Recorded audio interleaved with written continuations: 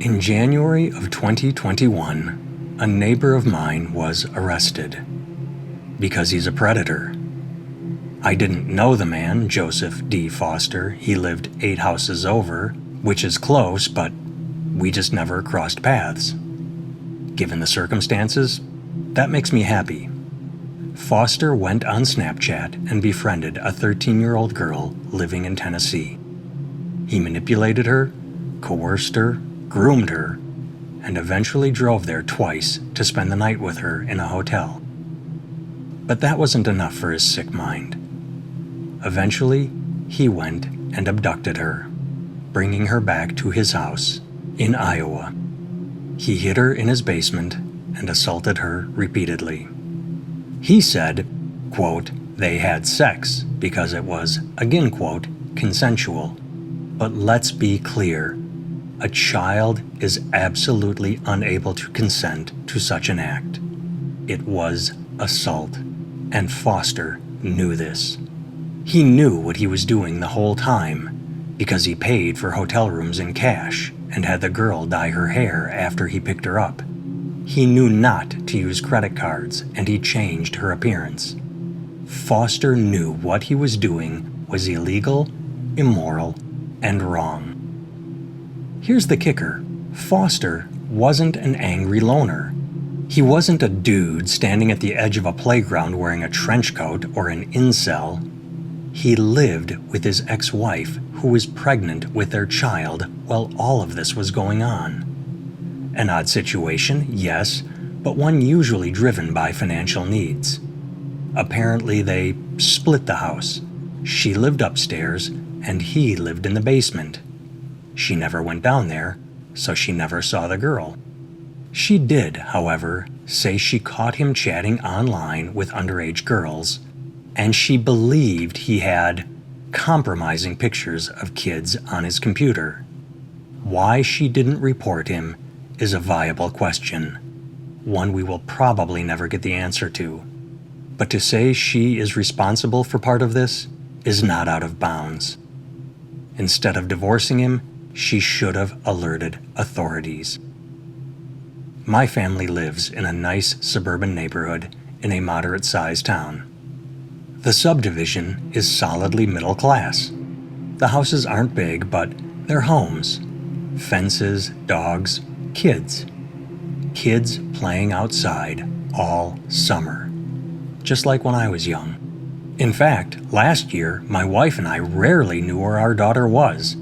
She would leave and head to a friend's house, and from there, a gaggle of little girls would wander around the neighborhood doing whatever it is kids do until dinner time. The parents here all love it because it means kids aren't on screens constantly. But then something like this happens, and your bubble of innocence and ignorance is burst. Suddenly, the idea, things like that don't happen here, becomes a lie you tell yourself in order to sleep at night. My daughter's best friend at the time lived about a block away. My daughter and her best friend would constantly walk back and forth between the 2 houses within striking distance of the predator's house. Sometimes they'd be a pair, but more often than not, it would just be one of them, alone. I'm not sure how to phrase this next part because it's awkward, but luckily, this particular predator wasn't a Silence of the Lambs Buffalo Bill. He didn't covet what he could see every day. He went online to fulfill his perverted desires. That's actually where most predators hang out these days, online. They hide in chat rooms pretending to be other kids. The police, the FBI, every law enforcement agency out there says predators are all online now. We keep kids inside to keep them safe, but that's where they're most at risk. Still, I wonder if Foster ever looked out his window, saw a child, saw my daughter or her friend, and ever thought about acting right then, right there. I wonder how close my family came to tragedy. We all live blissfully ignorant lives.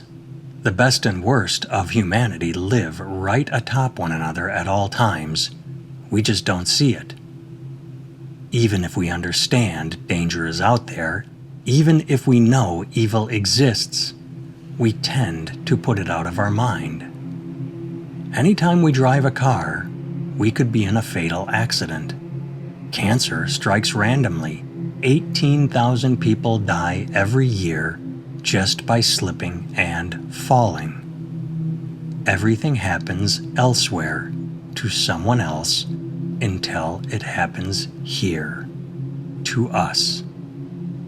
A story like this, something so very close to home, brings the fragility of life sharply into focus.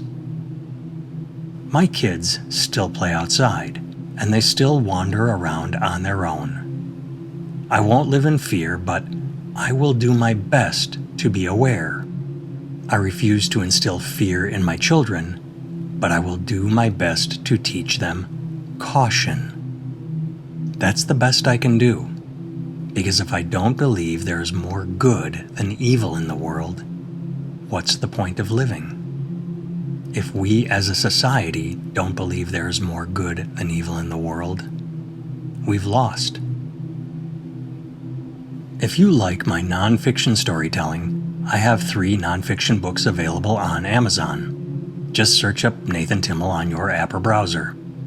If fiction is more your speed, I do have one work of fiction on Amazon. It's called We Are 100, and it's a fast-paced thriller. FBI procedural. Good guys, bad guys, a quick fun read. We Are 100 is also available as an audiobook wherever you download your audiobooks from. Audible, Google Play, Apple Books, everywhere. If you'd like to learn more about me, visit nathantimmel.com. Finally, it's a bit cliche, but a quick reminder, liking, subscribing, and sharing really helps the algorithm. Thanks for listening.